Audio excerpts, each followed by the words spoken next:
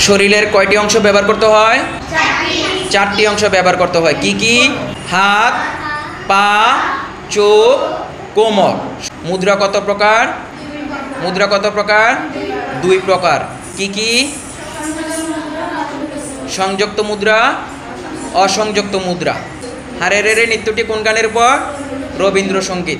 হারে রে রে নৃত্যটি কোন নৃত্য? লোকনৃত্য নাকি সাধারণ নৃত্য? সাধারণ নৃত্য, মনে রাখতে হবে। হলো পতাকা হস্ত, সূচি, সূচি, পটখা মুদ্রা, পটখা মুদ্রা, ত্রিপতাকা। এটার নাম অলপদ্ম। এটার নাম কি? অলপদ্ম। এটার নাম মুষ্টি। এটার নাম কি? এটার নাম এটার নাম কি?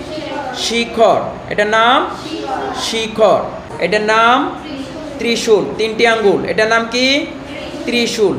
মনে রাখতে পারবে তো? এগুলো আগামী সপ্তাহে পরীক্ষা নেওয়া হবে। কথা বুঝতে পারছো?